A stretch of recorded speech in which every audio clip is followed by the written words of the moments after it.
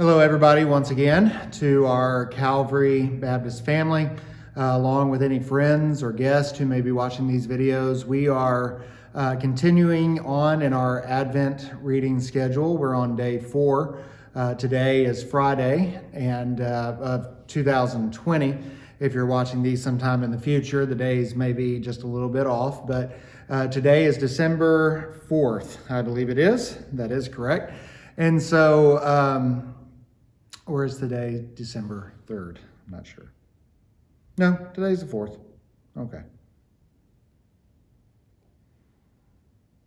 All right, let's try this again. Advent 4, take 3. 5, 4, 3. Hello, everybody, Calvary family and friends and guests who may be watching these videos. We are continuing on in our Advent reading for the month, and we are today on reading number 4, which in 2020 is on December 4th, so which is Friday this year. Now, if you're watching this in future years, it may be a different day. But anyway, we have 2 readings today. The first one, both of them in Jeremiah, and both of which basically say the same thing. But one is taken from Jeremiah 23, and the other is taken from Jeremiah 33. So we're going to begin at Jeremiah chapter 23, and verse 5 and 6, where it says, "Behold, the days are coming, declares the Lord, when I will raise up for David a righteous branch. He will reign as king and act wisely, and do justice and righteousness in the land. And in his days Judah will be saved, and Israel will dwell securely. And this is his name by which he will be called, the Lord our righteousness." And here what we find are 2 promises that are related to the coming of Christ. And both of these promises are related together. And in the verse we just read, I want you to understand a little bit about the context that's happening. In Jeremiah 23, Jeremiah is prophesying against the leaders of Israel. Actually, by this point, it's the leaders of Judah. And he says in verse 1, "Woe to the shepherds! They are destroying, they are scattering the sheep of my pasture. And therefore the Lord God of Israel says concerning the shepherds who are tending my people, you have scattered my flock and driven them away. You have not attended to them. Behold, I am about to attend to you for the evil of your deeds, declares the Lord." And so God is saying, look, you have not attended to my people. You have not faithfully shepherded my people. And because you have not attended to them, instead of gathering them, you've scattered them. You've sent them away. You've caused them to run away. And God says, because you have not attended them, therefore I'm going to come and I'm going to attend you. He actually says literally, I myself will attend to you. And God says in verse 3, "Then I myself will gather the remnant of my flock out of all the countries where I have driven them and bring them back to their pasture, and they will be fruitful and multiply." He says in verse 4, "I will also raise shepherds over them, and they will tend them, and they will not be afraid any longer, nor be terrified, nor will any be missing, declares the Lord." And that's the context in which he gives the promise of verses 5 through 6. And so I want you to notice that God is drawing this image again of a righteous shoot or a righteous branch. He says in verse 5 that I will raise up for David a righteous branch. And the word branch is actually it's not the same word, but it's basically another synonym for the word that we saw from Isaiah chapter 11, where God will raise up a shoot from his people, that he will raise up a shoot, a root from the root of Jesse, and he will put his spirit upon him.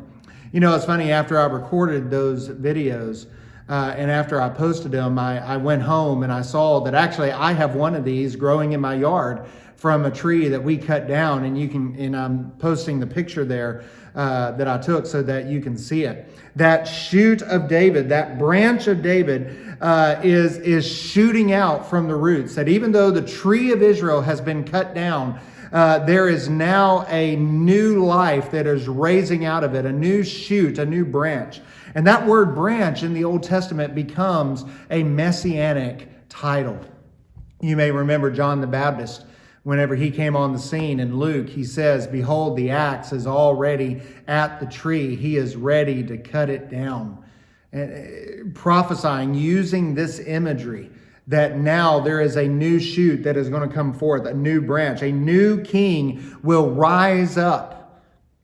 Where the shepherds of Israel have failed, God is going to install a new king. God is going to raise him up. And because of him, he will rule. He will act wisely. He will judge justly. He will be righteous. And all of Israel will be saved because of him. Now, think about this. From verse 3 above, it says, "I myself will gather the remnant." God, Yahweh himself says, "I myself am going to gather this remnant from all the nations." But then he says, as a result of this righteous Davidic king, that all his people will be saved. Well, which one is it? Is it going to be the new king that's coming that will save the people and gather them? Or will it be God himself that is going to gather them and save them? Well, the answer is both. Because you see, we see that a hint of his identity here. That Yahweh is the same as this king who's going to come. That the king that comes is going to be God himself. And that's exactly what we find in the person of Jesus Christ. But very quickly, we also see something about his work here. Because it says here that in his days, Judah will be saved and Israel will dwell securely. And this is the name by which he will be called, Yahweh, our righteousness. You may remember, if you've read in Jeremiah 33, that the name of the city, the place in which they would dwell, is Yahweh is our righteousness. And you see, this points to something about his work.